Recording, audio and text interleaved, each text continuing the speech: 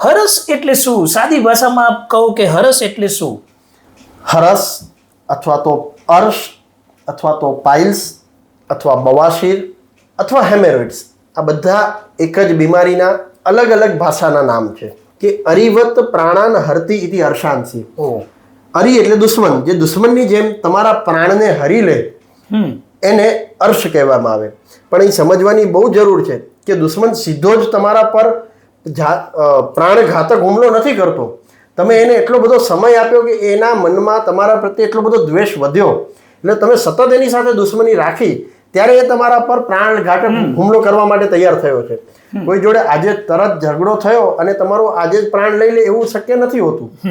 એ જ રીતે આ બીમારી પણ તરત પ્રાણ હરી લે એવી નથી હોતી, પણ આપણે એને ઇગ્નોર કરીને એટલી બધી મોટી બનાવી દેતા હોઈએ છીએ કે પછી એ આપણા પ્રાણ પણ લઈ શકે. એલોપેથી ડેફિનેશન આપણે કહીએ તો it is a symptomatic એનાલ cushion. હવે સિમ્ટમેટિક એનાલ કુશન માટે પહેલાં એ સમજીએ કે એનાલ કુશન શું છે. તો એનાલ કુશન એ આપણા શરીરની મળમાર્ગની એક એવી રચના છે કે જેમાં લોહીની નળીઓ પણ છે, ત્યાંનું મ્યુકોઝા પણ છે અને ત્યાંના સ્નાયુઓ પણ છે, મસલ્સ પણ છે. હવે જન્મેલું બાળક નહીં, પણ જ્યારે એ માના પેટમાં ગર્ભ છે અને એની બહુ સારી 4D અલ્ટ્રાસાઉન્ડ કરવામાં આવે, એટલે કે સોનોગ્રાફી કરવામાં આવે, તો 3જા મહિના પછી માના ગર્ભમાં રહેલા ભ્રૂણમાં પણ એ એનાલ કુશન દેખાય છે.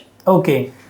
એ જ્યારે સિમ્ટમેટિક બને, કહેતા એમાંથી લોહી આવે અથવા એ ફૂલીને બહાર આવે અથવા એમાંથી દુખાવો થાય, તો એ બીમારી છે, તો એ હેમેરોઇડ્સ છે, તો એ પાઇલ્સ છે. થોડું સરળ બનાવું તો જેમ આપ ડેન્ટિસ્ટ પાસે જાઓ અને મોઢું ખોલો તો ડાપણની દાઢ લગભગ દરેક દર્દીમાં દેખાવાની છે. એ દેખાય એટલે બીમારી છે અને એને કાઢી નાખવી એવું જરૂરી નથી. એનાલ કુશન દેખાય છે તો એ બીમારી નથી, એ શરીરનું અંગ છે. પણ જ્યારે એ સિમ્ટમેટિક બને છે, એ ફૂલીને બહાર આવે છે, એમાં દુખાવો થાય, એમાંથી બ્લીડિંગ થાય, તો એ હેમેરોઇડ્સ છે, તો એ પાઇલ્સ છે. આ રીતની એ હરસ નામની બીમારી છે.